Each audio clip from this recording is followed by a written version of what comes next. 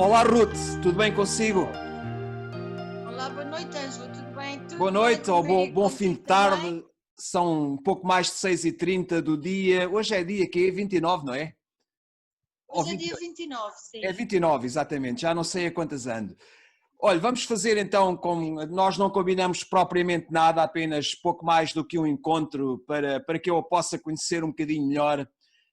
E começo por agradecer, enfim, a sua disponibilidade e pelo facto de ter aceitado este nosso convite para esta conversa gravada.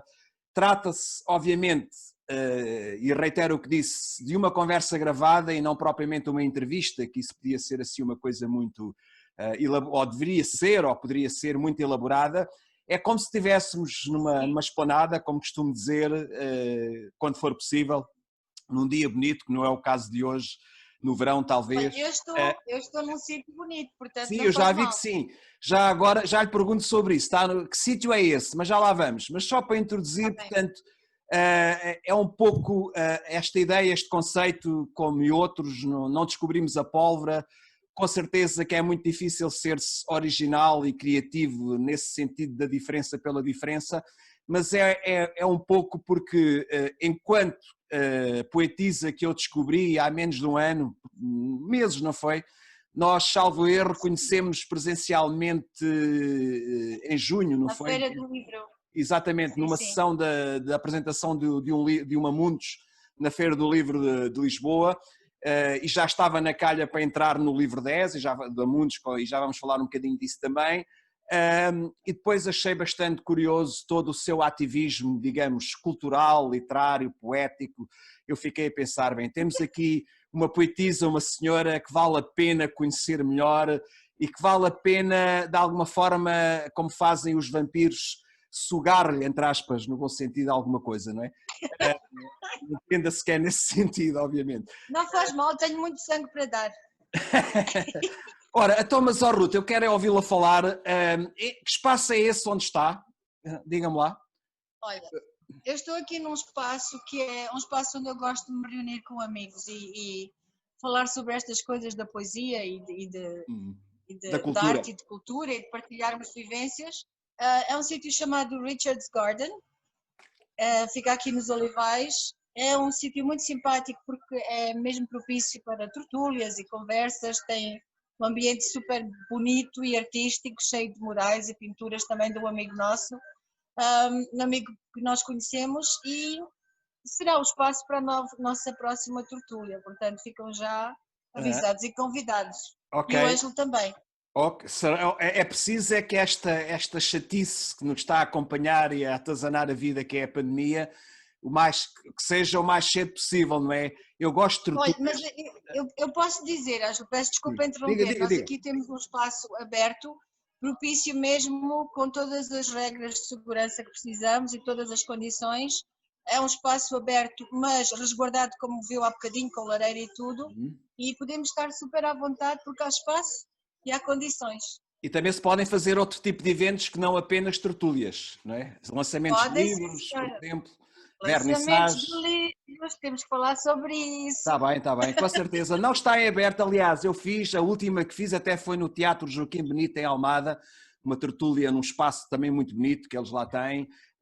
Sim. E durante um tempo fizemos isso e já tenho saudades de facto, de uma boa tertúlia. Não é a mesma coisa fazer online, claro que é outra dinâmica, também não deixa de ser interessante, mas fica na calha e vou ter em consideração essa proposta, obviamente que sim.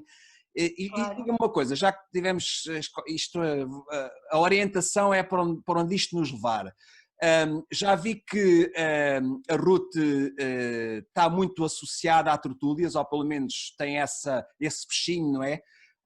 Isso de alguma forma desencadeia em si a criatividade e o relacionamento com outros pares, com outros poetas, com outros Sim, sim. escritores? É a partir daí?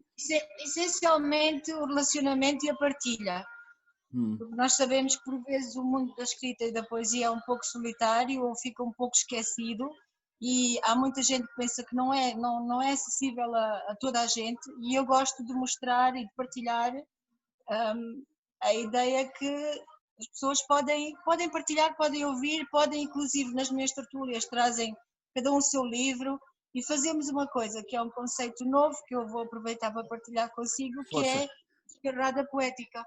Aqui, desculpe, não percebi. Desgarrada poética. Desgarrar, sim, já tinha lido isso, sim, sim. Desgarrada poética é um conceito muito interessante que eu infelizmente nunca assisti, não conheço, estou a dizer interessante porque a partir do título me parece, é um bocado como os cancioneiros, não é? Como as canções populares em Desgarrada, isso eu conheço, vivi um bocadinho isso. Certo. Nós agora no ano novo vamos dinamizar isso. Mas peço desculpa, Mas continuo. presencialmente. Presencialmente, sim. Já pensou Até fazer porque uma coisa dessas online? Eu já fiz um ensaio online que ficou bastante giro. Fiz um ensaio com uma das pessoas que me segue desde que eu comecei a escrever e ele começou a princípio por gravar textos meus e depois nós lembramos de fazer aquilo e gravámos online. Foi giro, foi interessante, mas perdemos um bocadinho da espontaneidade. Então Claro, a não é nossa a mesma ideia é coisa. mesmo juntar um grupinho. Pronto, olha, mas Juntar um grupinho aqui, quando 4 fizer ou a 5 próxima, e depois... quando fizer a Não, o Ângelo vai próxima, fazer parte da próxima. tenciono participar, lembre-me. Aliás, mande-nos Vai. isso para a gente poder divulgar, porque isso parece-me ser um conceito giro e as pessoas às vezes têm um bocado a ideia de as minhas coisas, as minhas ideias, ainda há algumas pessoas que infelizmente, mas não vamos agora falar de coisas más, apegam-se demasiado, agarram-se, não, as coisas são para partilhar, se temos coisas giras acabam por não ser de ninguém, o que interessa é que todos possam ser tocados e que todos possam ser minimamente apaixonados por isso, e essa ideia parece-me de facto interessante, era uma das que tinha para falar consigo Ângelo, é super interessante porque há uma partilha, há uma espontaneidade, a parte é super leve, nós sentimos bastante leves e temos uma oportunidade de partilhar o que temos e o que sentimos, para além de que eu penso que um livro é como um filho, ou um trabalho nosso é como um filho, só que não é nosso, nós criamos os nossos filhos para a vida.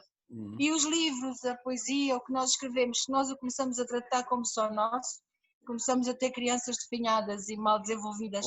E eu acho que é isso que temos que fazer com os livros. Aliás, dentro da educação é isso mesmo, capacitar e ajudar e fazer crescer, não pode ser só nosso. Ora, aí está, agora estou a falar, este bocadinho foi a pedagoga, a professora. Exatamente. Falou, já lá vamos. Mas já agora tocou em um aspecto interessante, não vamos falar disso agora, os aedos, os raposotes, que vêm da tradição da Grécia Antiga e tudo isso. Essa matriz, diria, greco-romana da palavra, aliás, começou a palavra, a poesia foi inicialmente e durante séculos transmitida, veiculada oralmente, não é? E esta ideia das tertúlias, a ideia dos raposodes e dos aedos em particular, teve muito ligada à oralidade. Aliás, eu acabei de ler aqui há pouco tempo um livro muito interessante em que se explorava um bocado, se fazia um bocado a investigação de, por exemplo, a pontuação que hoje nós precisamos como grandes e boas bengalas para podermos, enfim, descortinar o sentido dos textos, é algo muito, muito recente, as pessoas não têm ideia. De antes, quando se escrevia a partir do junco, portanto, quando se escrevia no pergaminho e até nos outros, antes do papel, antes da invenção da imprensa, etc., praticamente durante quase até ao século VI, VII depois de Cristo, não havia praticamente pontuação. E isso porquê? Porque a oralidade, a veiculação e a transmissão dos poemas e dos aforismos e dos textos, e dos clássicos, podíamos citar alguns, do Homero, da Ilíada, por aí fora, não tinha propriamente, muitos deles não tinham pontuação ou tinham uma pontuação rudimentar, porque a acentuação, o sentido dos textos, da mensagem, era dado pelo poeta, não é? Pelo aedo ou pelo raposodo, neste caso. E por isso é que as tertúlias, muitas vezes, isto leva-me a esta reflexão rápida, que é, nós, obviamente que há outra dimensão da coisa, ainda bem que temos os livros, e os livros são fantásticos, são fundamentais na nossa cultura a todos os níveis, mas nós estamos muito necessitados, acho eu, de tertúlias, e agora deviam ser presenciais, temos este problema, mas sejam online ou presenciais, em que a transmissão de um texto, eu já ouvi, por exemplo, com certeza que a Ruth também poderá ter essa experiência, textos meus ditos por outros, em que eu, para o bem e para o mal, eu quero, normalmente é mais para o bem, há uma interpretação, epá, como é que isto está a ser lido assim? Eu já tive a tentação de ouvir alguém, sei lá, coisas gravadas que mandam ou que aparecem nas redes, e eu vou ver a pontuação que lá está, e as pessoas ou respeitam a pontuação, ou não respeitam, mas mesmo, perdão, quando respeitam a pontuação, dão-lhe um toque, uma entoação muito interessante, muito diferenciada, portanto, e esse lado, porque tem a ver com os sentimentos e com as emoções, não é? Tem a ver com Exatamente. o lado afetivo. O que é que acha disso? O que é que eu digo? Ai, Ângelo, eu podia dizer tanta coisa, mas vou tentar restringir. Eu acho primeiro que cada vez que se lê um poema, o poema é pintado com a emoção de quem o lê. Não é só o que nós escrevemos e o que sentimos, mas quem o está a ler está a sentir ou está a ser levado a um momento específico. E eu acho que cada vez que um poema meu é lido, eu descubro um novo poema. E eu acho isso mesmo bonito. Acontece que quando ouço os meus poemas a serem lidos, e eu fico, às vezes até fico arrepiada, porque até eu própria digo, mas fui eu que escrevi aquilo assim, porque toda a intuação, todo o poema, como eu digo, é pintado com as emoções de quem o lê. Ainda voltando às tertúlias, eu não sei, eu tenho a certeza que sabe, mas o termo tertúlia veio de um espanhol, que Olha, não começou ao sabia. princípio.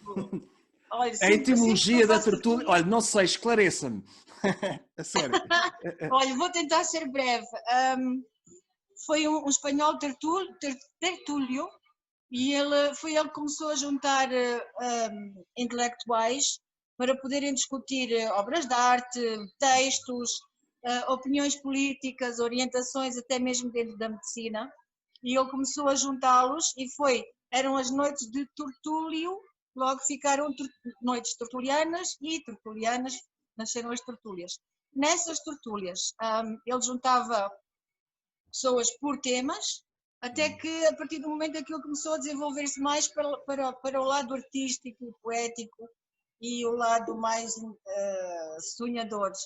E hoje estamos aqui com as tertúlias na mão, que estão essencialmente conotadas só com um tema, ou poucos. Quando isto começou em Espanha, eu não consigo precisar agora, mas sei que foi antes de Cristo. Que o Tertúlio começou com estas coisas que nós ainda hoje gostamos muito. Claro, costuma-se dizer que tudo o que aconteceu, o que acontece também de bom e de mau, não é só de bom, mas nós queremos é enfatizar o lado bom da vida. Veio dos gregos, não é? Tudo o que se escreveu depois de Platão não passa notas de rodapé, como alguém disse, mas agora não vamos discutir isso. Mas disse uma coisa interessante que eu subscrevo de facto, ou enfatizou isso também, que é o facto de, e isso é que é mágico e encantatório, eu diria, na fruição e na apreciação de qualquer obra de arte, e particularmente na literatura e na poesia, que é essa carga, essa mundividência, essa experiência de vida que cada um transporta para aquilo que os outros fazem, porque no fundo fruir uma qualquer criação humana, artística, literária neste caso, poética, tem, eu diria 50-50, portanto tem o lado do criador, que é 40% ou 50%, depende, e tem o lado de quem vai fruir, não é? E por isso é que tem que haver isto levava-nos para o lado da educação, se quisermos ir já para aí, que é, eu ainda há dias, naquelas coisinhas em direto que eu faço, me lembrei disso, a boa formatação e a má formatação, quer dizer, eu acho que ninguém gosta de ser formatado, e eu não desejo isso a ninguém. Temos que ser livres, ter livre-arbítrio, encontrar os nossos próprios caminhos a todos os níveis.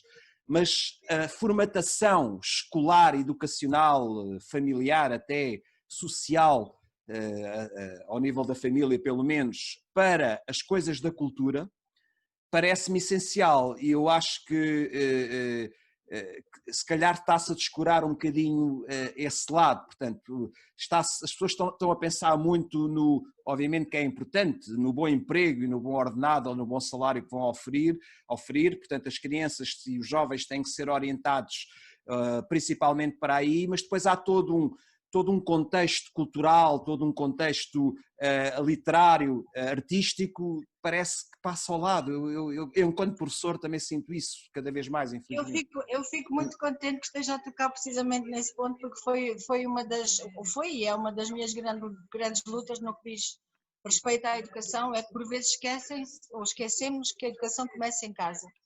E o cérebro de uma criança é como um paraquedas, ele abre e vai-se manter aberto até aos 3 anos. E aí vamos imaginar o paraquedas a descer. Tudo o que nós pusermos de informação dentro daquela bolha do paraquedas, a criança vai desenvolver mais tarde, ou terá mais aptidão para desenvolver. Se eu só expuser os meus filhos, ou a minha filha, ou os meus alunos a um certo tópico, eles só vão desenvolver aquilo porque foi àquilo que estavam expostos.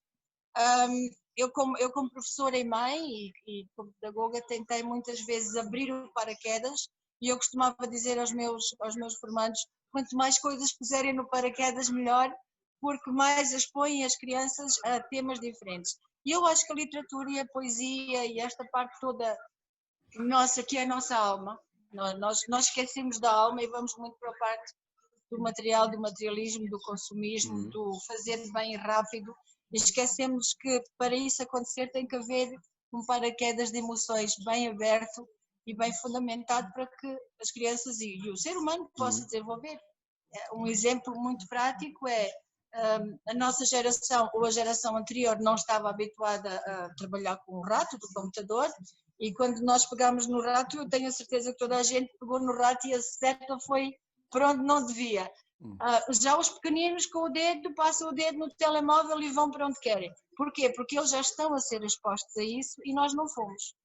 Claro, E como tal, expor a população, expor o próximo, expor as crianças, por favor, à música, à poesia, à arte, e à matemática, e à letra, e tudo isso, mas não esquecer esta parte, lembro-me, a nossa alma. Estou a ouvi-la falar e estou, enfim, surpreendido, agradavelmente, e a lembrar-me de uma entrevista que li há muitos anos da Sofia de Melbreiner, a saudosa, não é? Uma voz marcante da literatura mundial, da poesia, em que ela fazia uma crítica subtil, subreptícia, exatamente aí ao encontro do que está a dizer, portanto, essa falta de oralidade e de memória, que a pedagogia, e como pedagoga e professora também com certeza concordará comigo, parece que houve aí uma onda, uma perspectiva, um conjunto de teorias pseudopedagógicas, que agora eu entendo-as assim. Não, a memória e a oralidade não são assim tão importantes, ou não são de todo importantes, e de facto durante anos, séculos, aprendia-se os valores, o desenvolvimento ético, a personalidade, a mundividência de cada um, também a partir muito da poesia e da transmissão oral. Por isso é que as tertúlias, por isso é que, por exemplo, e já agora, para não me esquecer, há uma coisa muito interessante que a Ruth Classe tem colocado, eu tenho acesso agora ultimamente, há pouco tempo, a esta parte, porque também não tínhamos esta relação e eu não tinha de facto conhecimento disso, que é uns vídeos muito interessantes que faz, chamado Ventos Sábios, não é?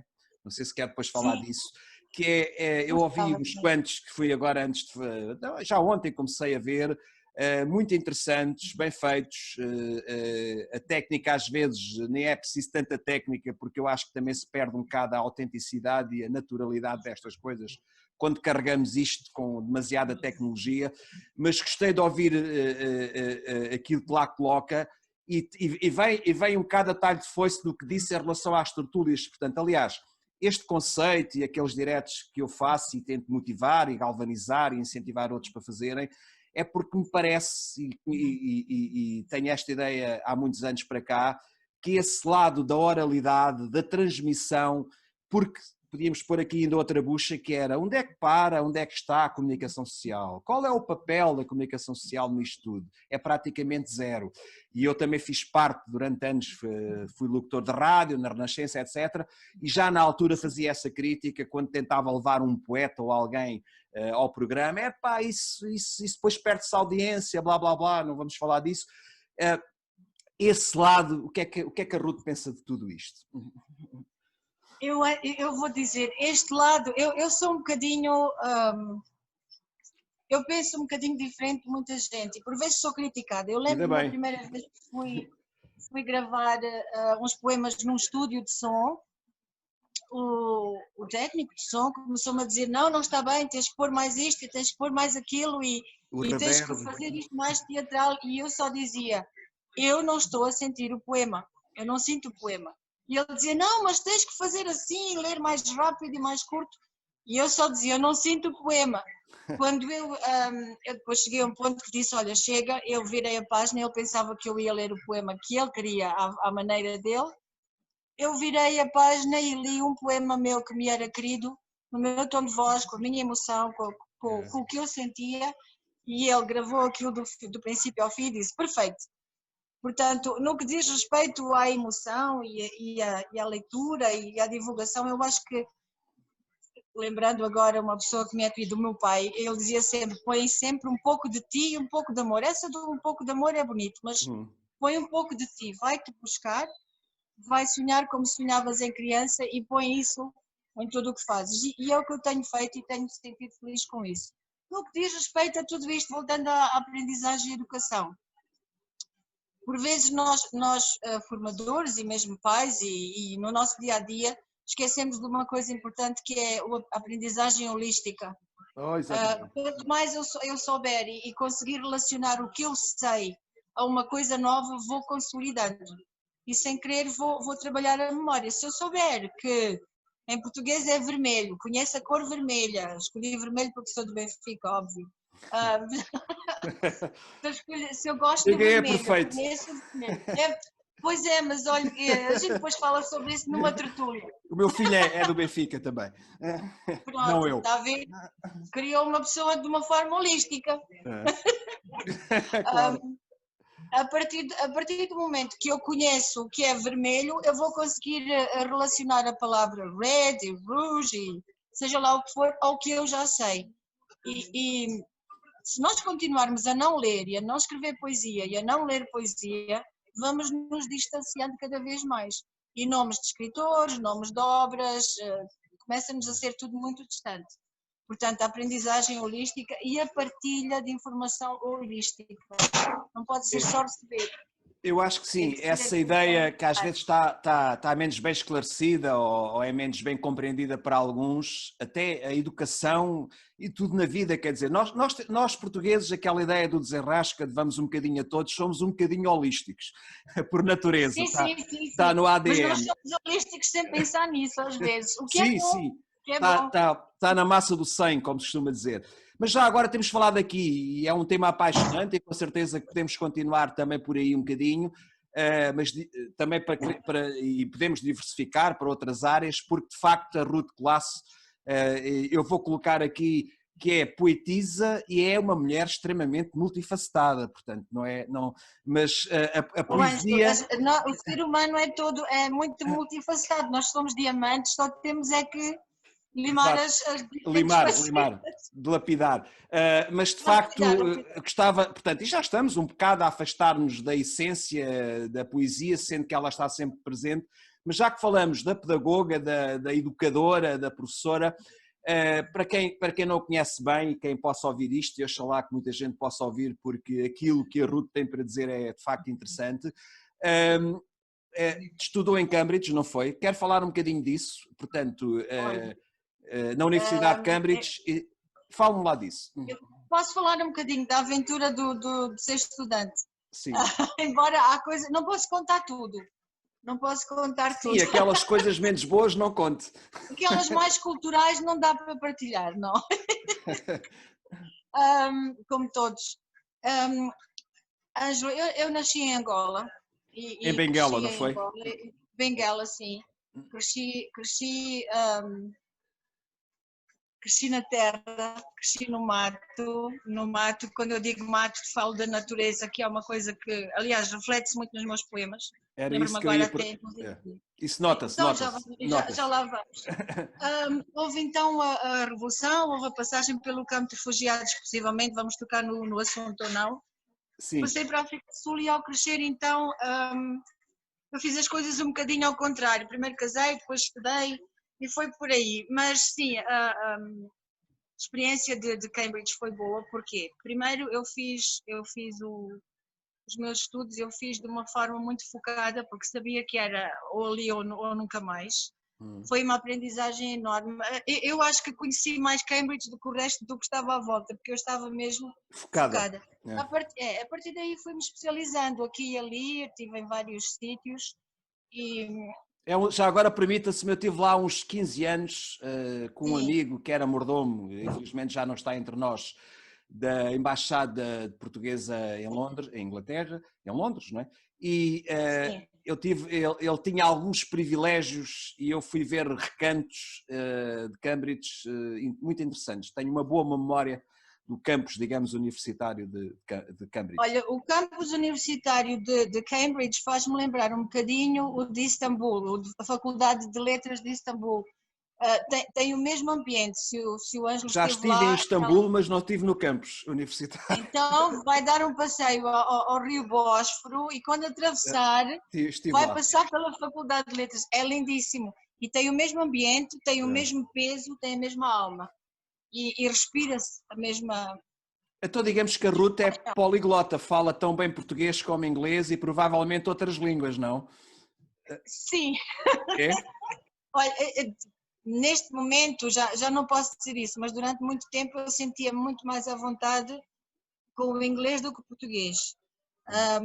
Aliás, há pessoas que quando me ouvem falar perguntam de onde é que eu sou, porque eu tenho aqui um arco-íris De de influências. pronúncias, de influências, mas não é só de onde eu estudei, de onde eu cresci, é também influência familiar e eu costumo dizer que eu sou uma filha de várias E nacionalidades. isso de Daí. facto transparece, influencia, no melhor dos sentidos, diria assim, todo o seu fazer poético, toda a sua poesia. Completamente, Mas sim. diga-me uma coisa, já agora, antes que me esqueça da questão, quando pensa, sendo português, obviamente é a língua materna, é a língua mãe, mas tem a tentação de desenvolver as ideias poéticas em inglês? Já lhe aconteceu alguma Eu vez já isso? tenho, Ângelo, eu tenho. Tem?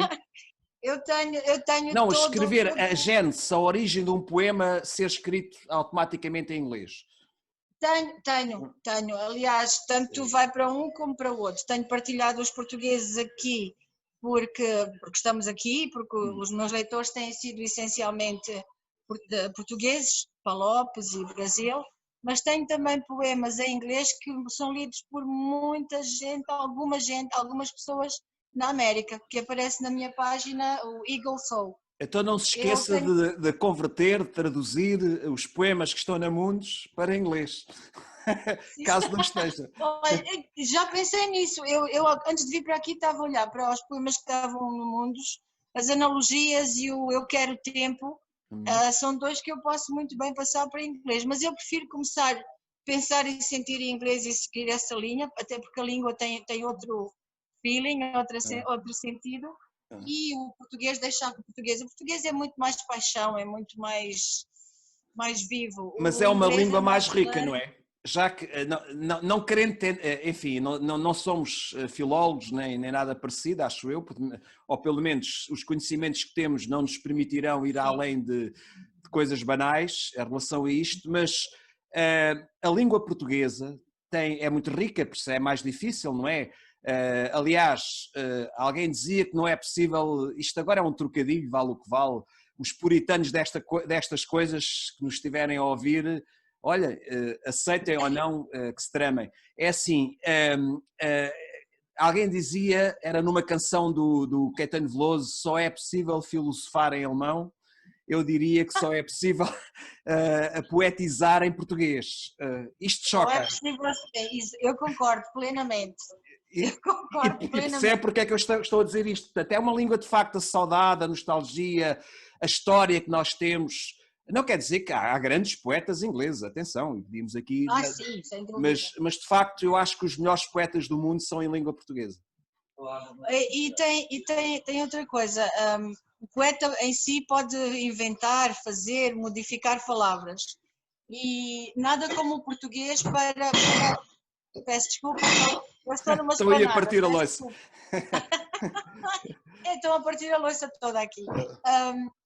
Eu acho que, voltando ao que eu estava a dizer, sem me querer esquecer, nós podemos muito bem mudar e transformar palavras. E eu lembro-me de uma professora que eu tinha de literatura que dizia: vocês podem inventar, era inglesa, podem inventar palavras, fazer palavras novas desde que elas depois façam sentido. Eu fiz e faço em inglês, mas em português eu tenho várias que eu gosto muito. Por exemplo, um sorriso assegredado. Assegredado. Aliás, ele está É no lindo. Mundos, esta está no Mundos. E nós podemos trabalhar isto em português, até porque nós temos a nossa intuação e a nossa paixão, e a louça que está ali atrás, que está a cair, a nossa intuação, toda ela pede esta Tem uma forma de certa, expressão se me tão permite, dentro de nós. uma musicalidade diferente, não é? Ou tem mais musicalidade, não é? Pronto, não querendo, enfim, inferiorizar, não é nada disso, as outras línguas e particularmente o inglês, mas a língua portuguesa é tramada, é difícil, até gramaticalmente, e até tem muito mais léxico, muito mais conceitos e palavras que a maior parte das outras línguas, e por isso tem uma intensidade e permite, de facto, parece que há, estou a falar disto, estou-me a lembrar, por exemplo, os esquimós têm 300 e tal palavras para a palavra neve, nós temos 2 ou 3, mas Pois, os mas esquimós... tem mais neve que nós. Não somos nós, obviamente, mas isto para dizer que nós temos essa acuidade, essa subtileza, digamos assim, esse detalhe de ir ao encontro da palavra mais específica. Por isso é que, quando eu digo que nós temos os melhores poetas do mundo, é exatamente por essa depuração e por essa escolha ou capacidade que nós temos de selecionar a palavra certa. Porque, por exemplo, a língua inglesa e outras línguas não têm um léxico tão alargado, não é? Então há uma certa pobreza quando se pretende especificar determinadas ideias poéticas. Isto é apenas vale o que vale, não é? Sim, não, olha, eu concordo plenamente. É como dizer que nós vestimos os poemas com não, pintamos o poema com a nossa emoção, mas vestimos-lo com as nossas palavras. E é exatamente isso que nós tentamos fazer e que nós portugueses podemos fazer. E há outra coisa ainda, que nós com a poesia em português podemos brincar muito mais com a métrica do que em inglês. Se reparar nos vídeos que eu tenho gravados no Ventos Sábios, a métrica e toda aquela envolvência que tentamos dar ao poema, nós podemos brincar muito mais com a nossa língua, e quando digo brincar, no bom sentido e com todo o respeito à nossa língua, claro. Nós podemos inovar e brincar e fazer mil e uma coisas só com 2 ou 3 frases. Quer dizer, há mais nuances, é exatamente, temos mais espaço para poder jogar, para disse brincar, ou jogar de facto com as palavras, isso é verdade. Eu também, embora não conheça muito temos uma almofada emocional. O meu inglês não me permite também não tenho assim conhecimentos tão alargados para entrar nesses detalhes, mas parece-me que aquilo que está a dizer de facto subscrevo. Outra coisa, me dando aqui um bocadinho de registro, se não se importa, e que já foi aflorado. De facto, lendo, conhecendo, e vamos paulatinamente, e a partir de agora a Ruth é uma autora também das edições Colibri e particularmente do projeto Mundos, da coletânea de poesia lusófona que é Mundos, está no livro 10, vai estar no 11 e no 12, já vou conhecendo um bocadinho melhor, tenho esse privilégio enquanto coordenador deste projeto de conhecer melhor a sua poesia. E para além de outras nuances, de outras influências, de outras características que podemos encontrar na sua poesia, são esses ventos, essas boas influências de... nasceu em Benguela, em Angola, portanto tem esse lado africano tão enraizado, diria assim. Tem o lado da África do Sul, também viveu lá. Depois tem essa experiência de Inglaterra e particularmente de Cambridge. Tem a experiência de ser portuguesa, provavelmente terá outras que eu desconheço. Tudo isso conflui, não é? Para ser a pessoa que é e para ser essa pessoa diferenciada e transparecer isso no seu fazer poético. Portanto, eu estou a querer dizer que a sua poesia também respira todos esses ventos, todas essas latitudes. É verdade? Eu tento pôr assim, Ângelo, eu costumo dizer que eu não sou só eu. Uma pessoa, quando me conhece a mim, conhece-me a mim, todo o meu passado e todas as pessoas que fizeram parte da minha vida. Quando estou aqui, não me represento só a mim, represento-me os meus antepassados, a minha família, as pessoas que me ajudaram a crescer, que me magoaram, que me feriram, porque isso está tudo na poesia. E sim, tudo o que nós vivemos eu sou neste momento um concentrado que dá para misturar consumo. Mix. Um concentrado. Olha, eu sou um tango, está a ver a cerveja com consumo de groselha? Já Sou um percebi, tango, eu tento misturar aí um pouco do gasoso e tento misturar um pouco do que é. Olha, já agora, Ruth, Nos desculpe lá leva. interrompê-la, Diga. para não me esquecer. Isto pode parecer uma frase feita, um lugar comum, mas eu Sim. respeito, até porque isso também me tem servido a mim e acho que serve a todos. A sua poesia falou do lado menos bom, não se esquece e nunca ninguém se esquece das coisas boas e das coisas más que nos acontecem no nosso trajeto, no nosso percurso de vida. Encara também a arte, para mim é mais alargado, mas já especificamente a poesia como uma terapia, como uma espécie de psicanálise, ou não? Sim, olha, por vezes é uma pergunta que pode ser um pouco arriscada, porque quando escreve um poema, toda a gente pensa que é só sobre nós. E nem Sim. sempre é assim. Eu acho que muita da minha poesia tem um ar confessionista, não vou negar. Depois tenho um lado que fala muito da minha raiva, eu diria raiva no sentido de garra, a minha raiva de viver, a minha vontade, furacão dos ventos. E tem sim a parte terapêutica, por vezes é necessário. Eu lembro-me que mais um professor que me marcou, lá está, ele está aqui presente. Os professores são fantásticos. Ele dizia, pô, então não somos. E ele dizia sempre, escreve, põe no papel o que não tens coragem para dizer. Bom conselho. E por vezes, nunca cheguei a queimar nada do que eu escrevi. Às vezes ele dizia, queima, escreve, desabafa e queima. Nunca queimei, porque estaria a queimar um pouco de mim. E sim, tem muito Isso de é a mim matéria e do tem seu muito do trabalho que eu também, vivo. dos seus poemas. Sim, sem dúvida, sim. Sim. Ok. O Então, trabalho do meu dia a dia, do ensino, eu tenho a certeza e com muito orgulho que vou ter alunos que vão ver isto e eles vão reconhecer isto em mim. É dizer o que temos a dizer, é pôr cá para fora e é isso que nos cura. É não engolirmos as feridas e não engolirmos as mágoas. Isso depois transforma-se em muita coisa que a gente não gosta. isso que a Ruth Mas vou está a pôr na dizer. poesia, está escrito. É verdade, isso que a Ruth está a dizer faz-me lembrar aquela célebre frase que toda a gente conhece e às vezes é descontextualizada, mas aqui não me parece ser o caso do Pessoa, do Fernando Pessoas, como eu costumo chamar. A literatura, como toda a arte, é uma confissão de que a vida não basta. Portanto, se nós não tivéssemos as artes e a literatura em particular, a nossa vida seria bastante sofrível, seria tramada, digamos, ou ainda mais tramada. Portanto, claro, portanto, logo, o próprio Pessoa reconhece-se logo com este aforismo extraordinário que está muito popularizado, e ainda bem que está, que a literatura e a arte em geral tem esse lado terapêutico que nos faz suportar e sustentar a vida, não é? Se não fosse isso, então seria bem... Aliás, o Ângelo me disse agora uma coisa que me fez pensar e eu não posso largar o pensamento, que é o Fernando Pessoas. Sim. Porque ele tinha várias pessoas Claro, e ele era heterónimo, várias sim. pessoas numa só e era um mestre. E eu tenho duas grandes referências que eu admiro bastante, que é Flor Bela Espanca e Pessoa. Pessoas. Eu acho que Espanca era Espancas, tinha muitas também. E aqui há tempos, numa conversa com uma amiga especial, que também faz parte deste meu projeto, ela disse, papá, como é que tu num dia escreves uma coisa tão meiga e no outro dia já estás toda cheia de raiva? É E eu bipolar. disse, pá, não sei, eu tenho vozes. Eu ouço aqui várias vozes. Ela por acaso está aqui comigo, está ali daquele lado a sorrir. E estávamos uma vez num intervalo de café e eu disse, espera, está-me a descer aqui uma voz e vem aqui um poema e eu saí. Eu fui fui escrever o poema enquanto bebia o café.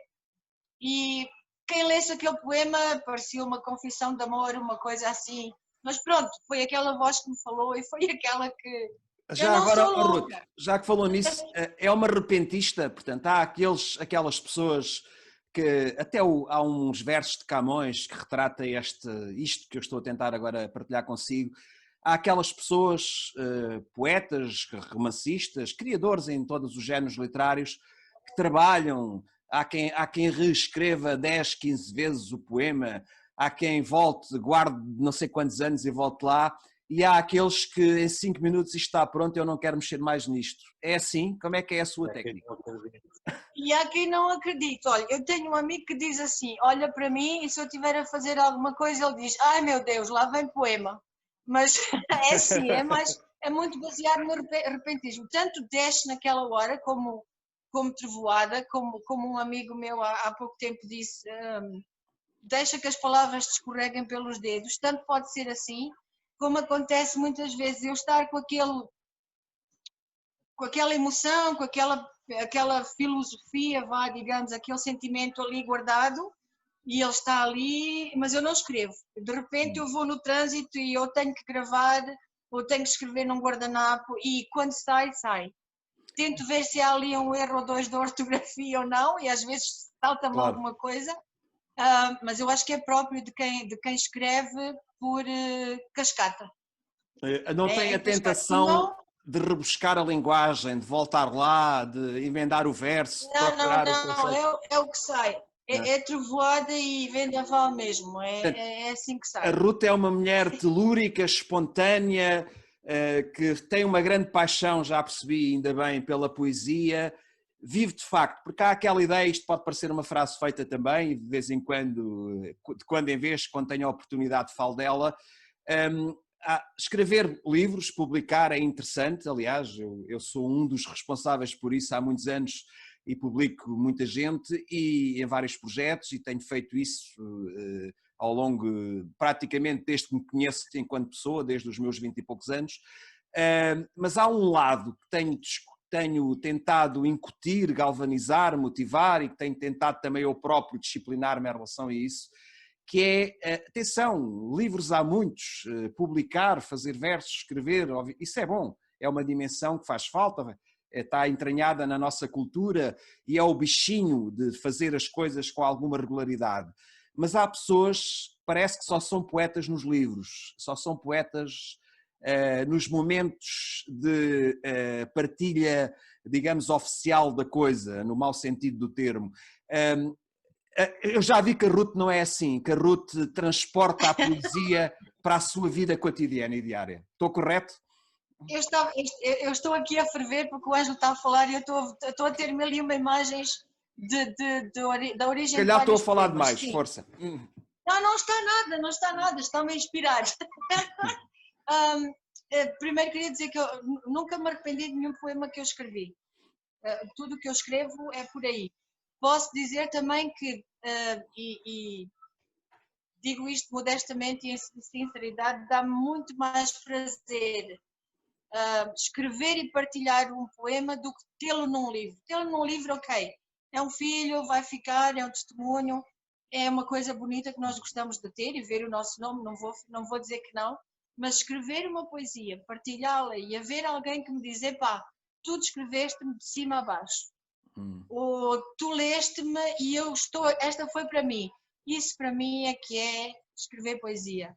E não é o caso de me fazer feliz ou não feliz, preenche vazios meus e dos outros. E os poetas não são felizes, os poetas vivem. É Ponto. verdade, concordo em absoluto. O meu amigo Júlio Roberto dizia isso, não, já o tenho dito noutros contextos, que já viste, Ângelo, que as pessoas esquecem que há céu, que há flores, que há plantas, que há coisas belas à nossa volta.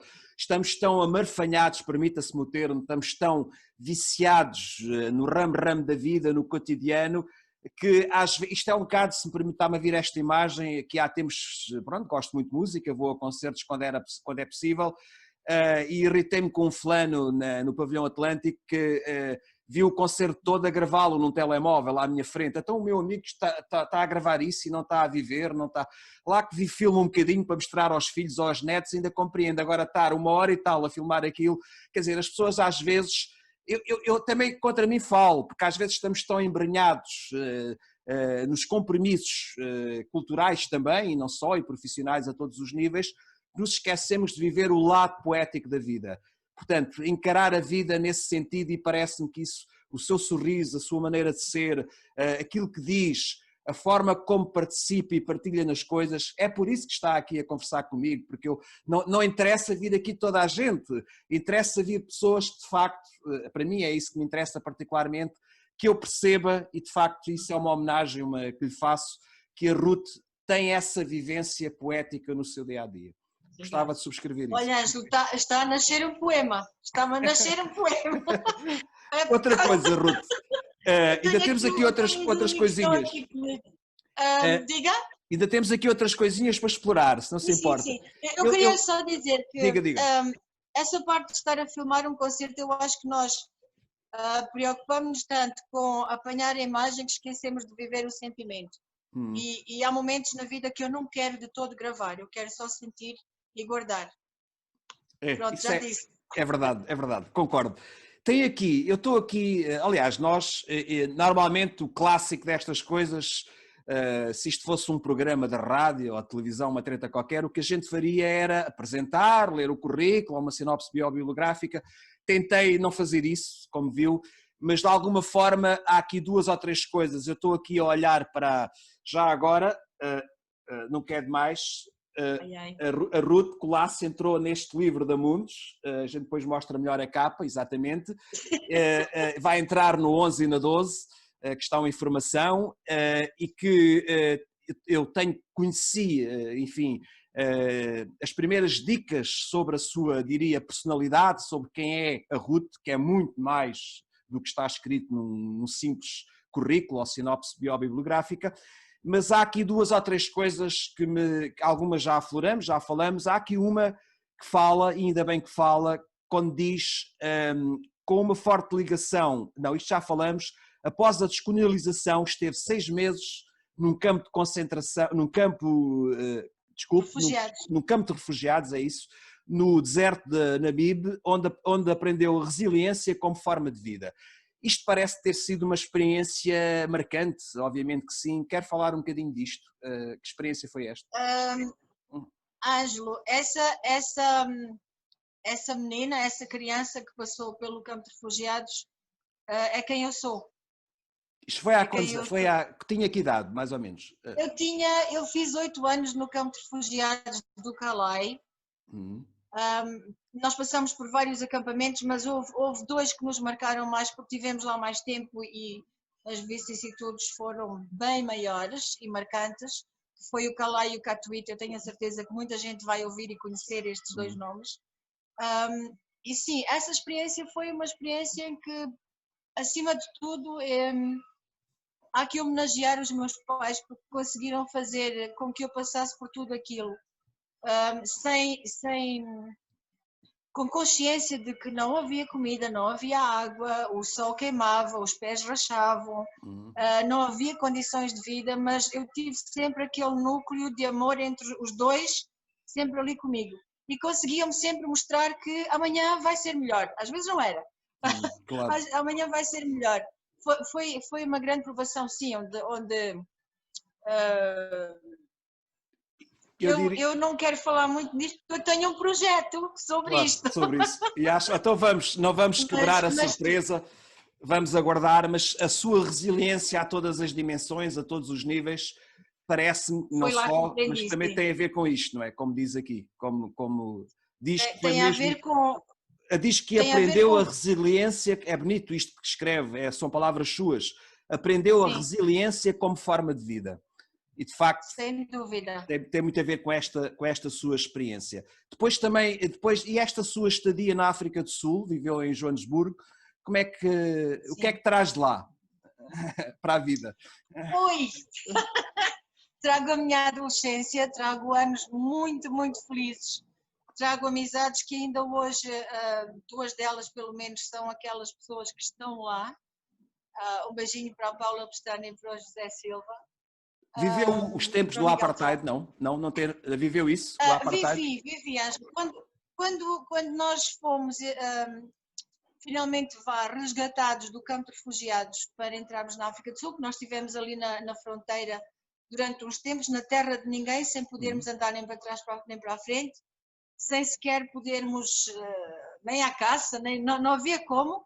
E houve então num dia de desespero muito grande que nós começamos a ouvir um barulho ao longe no deserto, nos caminhões, era a tropa sul-africana, a quem nós estamos eternamente gratos, isto sem nenhuma conotação política, mas foi quem nos foi buscar. Atravessámos a fronteira em jangadas com o que tínhamos no corpo e seguimos. E foi. É bonito. Olha, eu sou grata por isso. Mas pronto, entramos em Joanesburgo, ainda no tempo do Apartheid, no dia 24 de dezembro. E foi o nosso primeiro Natal na África do Sul e foi uau! Aquela noite nós entramos mesmo à noite. E no dia seguinte parecia que estávamos num mundo novo, mas num mundo muito confuso, porque nós tínhamos vindo de um país onde não havia o apartheid e entramos num país onde havia apartheid, e eu como criança tive noção que as coisas eram diferentes, que não estavam totalmente equilibradas, eu acho que foi a primeira vez que eu senti a fragilidade do ser humano e como é que o poder consegue mudar toda uma nação ou todo um povo ou apenas uma pessoa só. Foi uma sensação incrível. E tudo o que está por trás disso, não é? A experiência de Nelson Mandela, toda a transformação daquele país é fantástica. Aqui há tempos deu outra vez o filme do Nelson Mandela e eu vi, e eu ainda hoje fico com os queixos presos porque eu estava lá, eu estive lá, eu vivi toda a conturbação, vivi a adaptação. O fim já não vivi porque entretanto estudei e vim para fora e segui com a minha vida, mas há muito que dizer sobre a injustiça de muito silêncio de várias camadas e de várias estruturas sociais, grupos de pessoas. O silêncio é para mim das maiores injustiças. Isso é a Ruth na sua dimensão política ou politizante. Interessa-se por isso. Portanto, agora de registro a partir daí. Eu não sei se é a minha dimensão política. Eu diria que é... Ética, moral. Ética, rebelde. É uma rebelde. Por vezes sou, senão não escreveria certas coisas. Por vezes sou mesmo uma o artista e o poeta são por natureza rebeldes, senão é melhor dedicarem-se a outra coisa. Não é? É melhor escreverem à máquina mesmo só. Toda essa experiência que nos aflora aqui, portanto, quem quiser conhecer, esperamos pelo novo projeto da Ruth, que vai com certeza... E eu vou contar com a Colibri, está bem? Detalhar, com certeza, e teremos cá para isso, e será algo muito interessante para revelar ao mundo, digamos. Mas eu estava a dizer, não me parece, pode ser que o lado terapêutico da literatura, da poesia, esse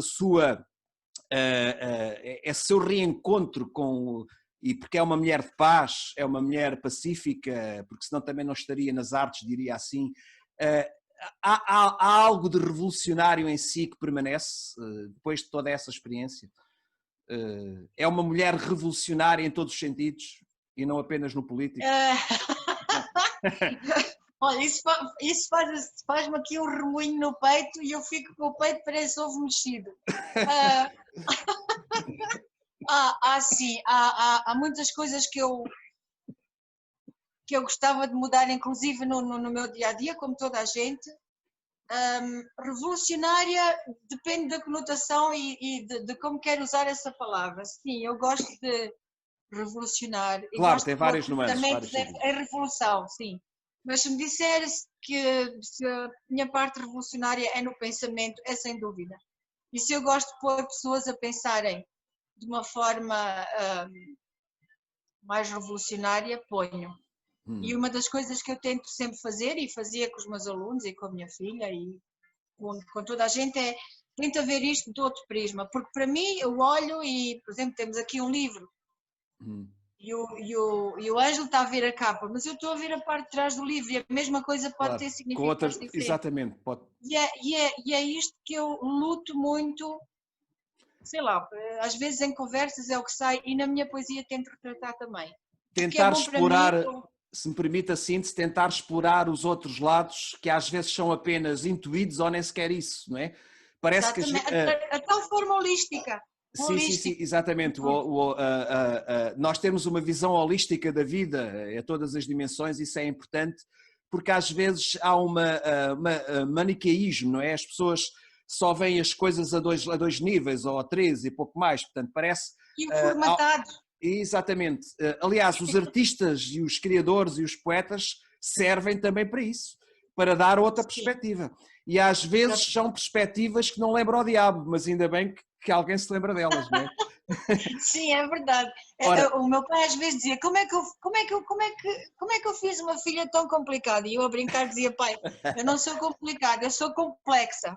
E eu acho que é isso que escreve, tenta desmistificar e desdobrar essa complexidade que é ser um ser vivo, um ser humano. Concordo absolutamente. Diga só uma provocação, se não quiser não responda. A Ruth é uma mulher religiosa, espiritualista, espiritual, que não é exatamente a mesma coisa. Como é que se coloca nessa dimensão da vida? Ui, ok, eu aceito a provocação. Com força. Eu posso dizer, Ângelo, que eu já li a Bíblia de uma ponta à outra, já explorei outras religiões, já explorei várias formas de expressar e de sentir o divino, ou a luz, ou o todo. Eu costumo dizer que eu tenho a minha filosofia. E a minha religião não é uma religião, é a minha filosofia de vida, em que eu estou conectada a qualquer coisa e qualquer coisa está conectada a mim e eu faço parte de um todo. E sem esse todo eu não sou ninguém.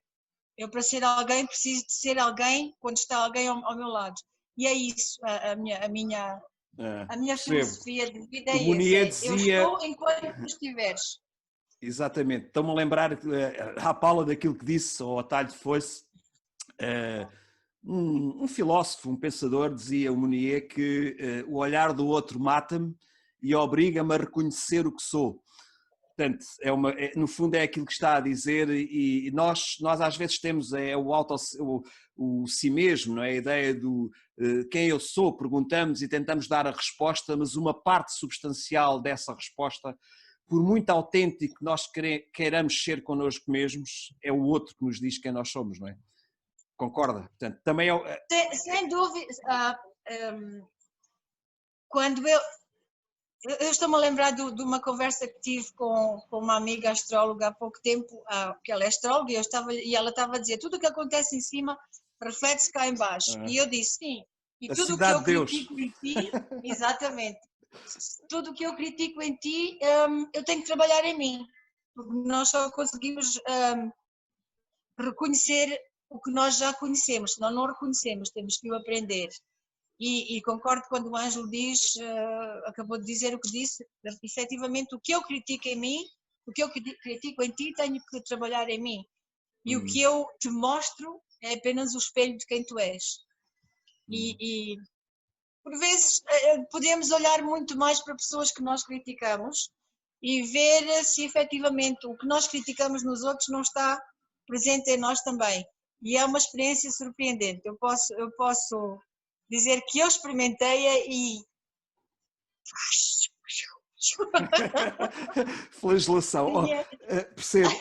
Ruth, esse falou aí numa amiga astróloga, portanto, falou que citou aí uma amiga astróloga, não é? Falou nisso. Sim. Portanto, há bocado perguntava-lhe se era religiosa, mística, não, espiritualista, mas já agora, aliás, um certo misticismo, apesar de a temática do amor, dos relacionamentos, a temática, diria, das viagens, etc., transparece bem no seu fazer poético, mas há uma mística própria, não é? Aliás, uma das suas influências, como revelou, é a Florbela Espanca, que era também uma mulher bipolar, ou multifacetada também dentro da poesia. Também é bipolar. Aliás, nós somos todos um bocadinho, não é? Sem qualquer carga negativa psicológica. Claro, não, é ótimo. Eu acho que é ótimo, exatamente, acabou de o dizer. Portanto, o misticismo Interessa-lhe? Provoca? Interessa-me. Inquieta? Como é que é? Sim, interessa-me, inquieta-me, é para mim enigmático, é interessante, é um tema a explorar, é um tema a viver, mas essencialmente é um tema a sentir. Eu posso dizer abertamente que a vida não é só o que os meus olhos contemplam, tem que haver alguma coisa mais, senão não sentíamos amor, nem paixão, nem medo, nem... E sim, o misticismo está presente, a Olha, espiritualidade está presente. já que falou nisso, era um jogo que eu costumo, sim, só fiz ainda 3 ou 4 coisas destas, isto também eu estou a aprender a fazer estas coisas, se é que isto tem alguma aprendizagem, ou que é um conceito livre, absolutamente livre. Cabe cá tudo o que a gente quiser, mas uma das coisas é um jogo de palavras, ou não estivesse também a falar com a poetisa, não só, mas também e sobretudo. Eu vou-lhe dar aqui 5 palavras para comentar, pode ser? Aceita? Aceito? Coisas que decorreram de alguma maneira daquilo que a gente já falou até agora, que vamos nos aproximando, já temos mais de 1 hora de conversa. A conversa, as palavras são como as cerejas, não é? As palavras são viagem, imortalidade, pandemia, arte e pedagogia. Posso repetir. Então, portanto, viagem. Viagem, imortalidade. Não, viagem. Sim, viagem. Viagem, imortalidade, pandemia, arte e pedagogia. Pedagogia. Ok. Viajar. Viajar é crescer, é expandir. É conhecer-me a mim própria e expandir os meus horizontes. E tentar fazê-lo também com os outros. Viajar é partilhar um pouco de mim com o mundo. Vamos para a seguir era? Imortalidade. Como é que descalça essa bota? Não descalço, porque acredito que somos imortais. Pronto, ainda já somos que 2. Morra, 2-0. Ainda que eu morra, há todo um mundo que fica para trás com a minha vivência e há todo um mundo que poderia ter acontecido depois de eu partir. Mas nós ficamos imortais com coisas destas também, não é? Sim, exato. Portanto, eu acho que nunca ninguém morre. Ficamos mais ou menos esquecidos, mas a imortalidade, para mim, eu não aceito. Está a falar, desculpa, de 2 tipos de imortalidade. A imortalidade metafórica, é verdade, não é?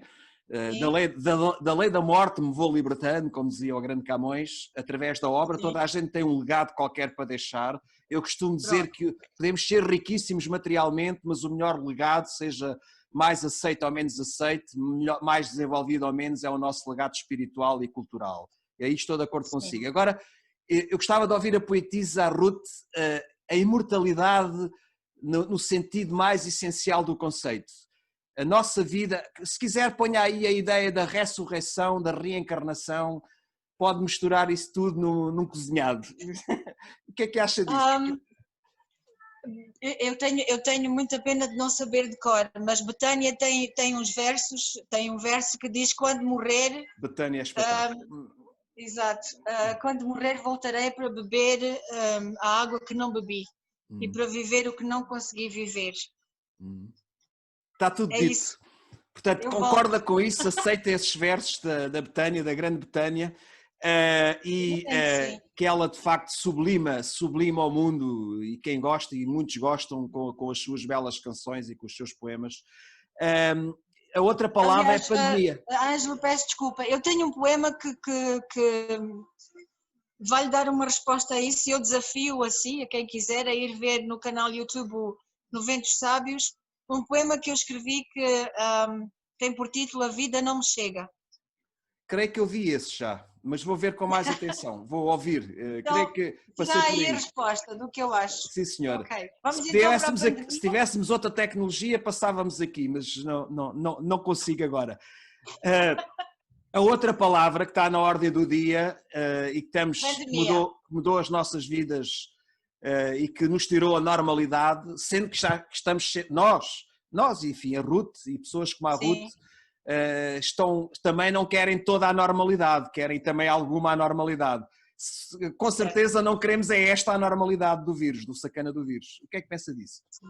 Oh, Ângelo, primeiro eu ia fazer uma pergunta retórica que é o que é normalidade e o que não é normalidade.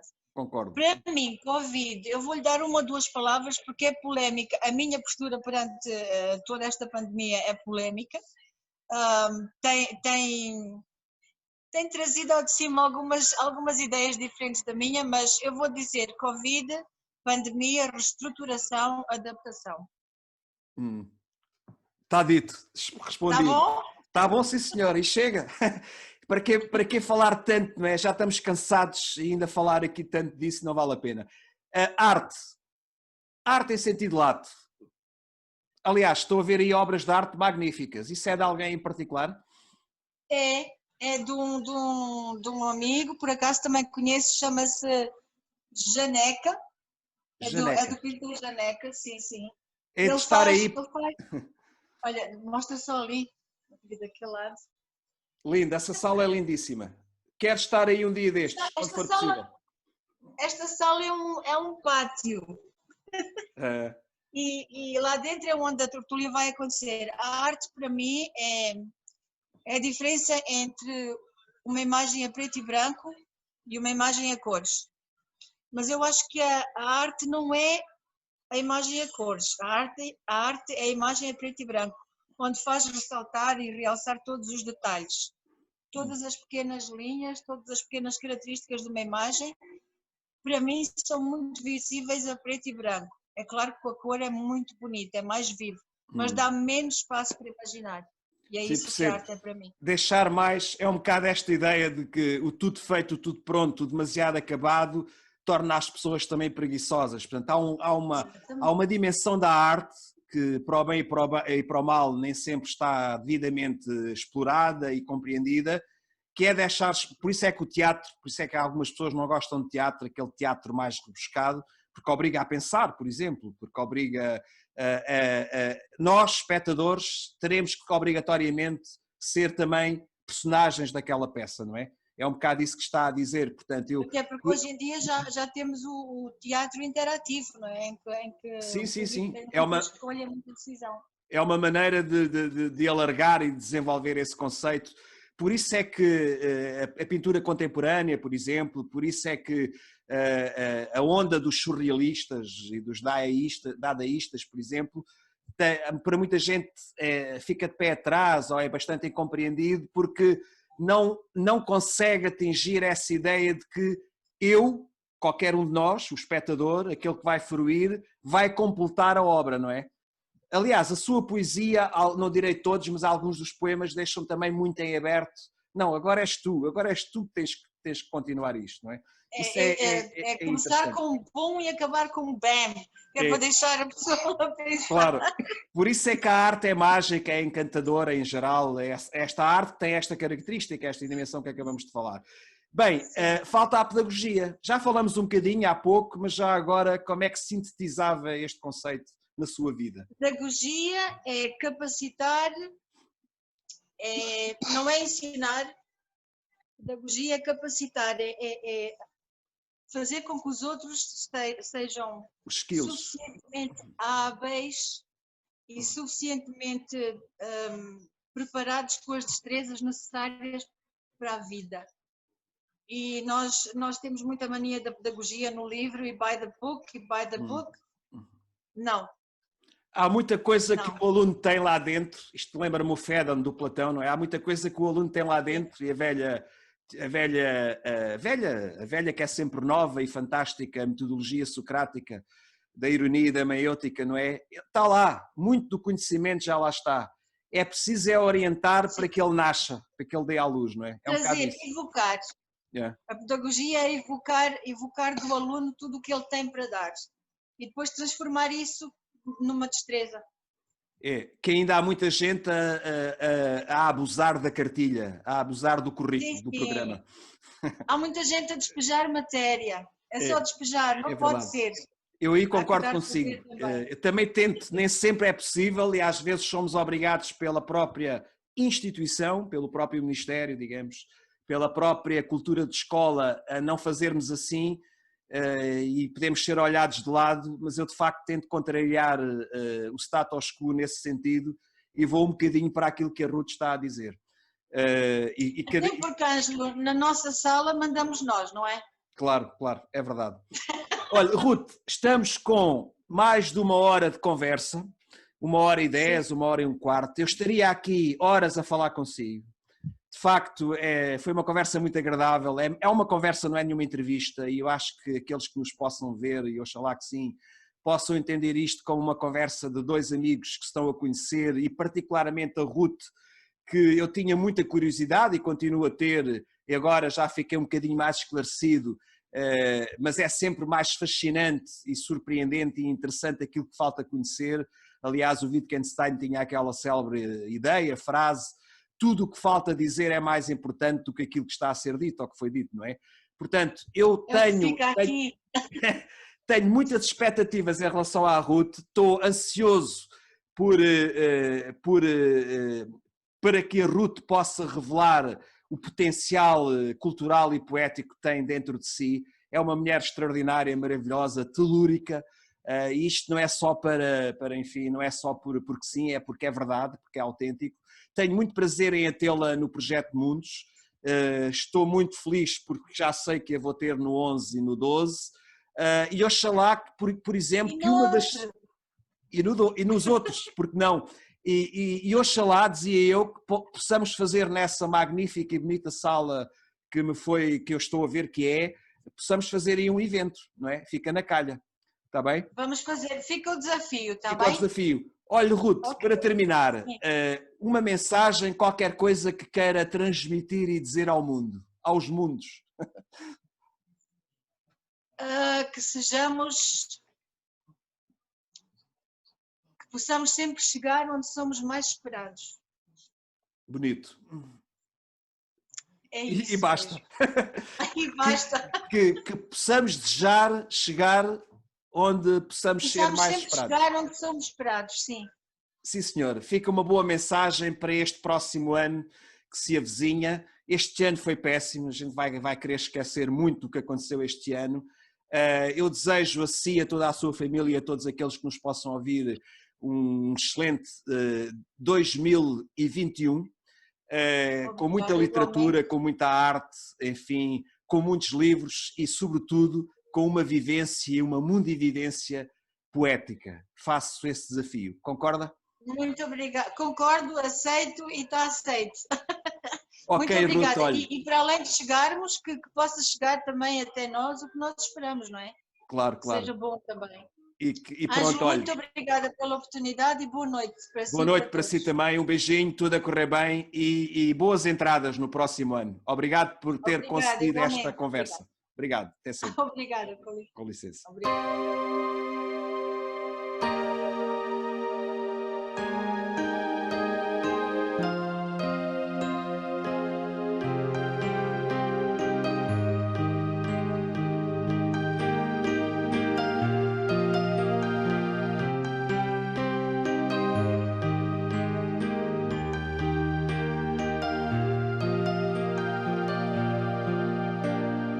A terra tremeu, o céu desabou, o mar estremeceu e o vento cantou. E estava a princesa bem adormecida, quando o seu príncipe acordou para a vida. Saindo da bruma, príncipe dourado, apareceu do nada, príncipe encantado. Saindo da bruma, príncipe dourado, apareceu do nada, príncipe encantado. Um beijo de sonho logo a despertou, varreram-se as nuvens e o sol despontou. Duas almas gêmeas, um corpo formaram, plenas e inteiras, o mundo acordaram. Saindo da bruma, príncipe dourado, apareceu do nada, príncipe encantado. Saindo da bruma, príncipe dourado, apareceu do nada, príncipe encantado.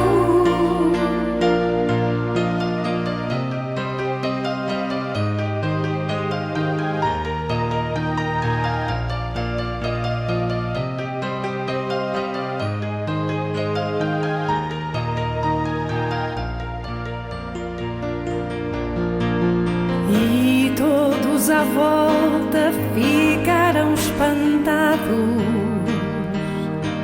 partiram num voo os dois namorados. Um conto de fadas, lenda surreal. Se a história de amor é sempre imortal, saindo da bruma, príncipe dourado, apareceu do nada, príncipe encantado. Saindo da bruma, príncipe dourado, apareceu do nada, príncipe encantado. Saindo da bruma, príncipe dourado, apareceu do nada, príncipe encantado. Saindo da bruma, príncipe dourado, apareceu do nada, príncipe encantado.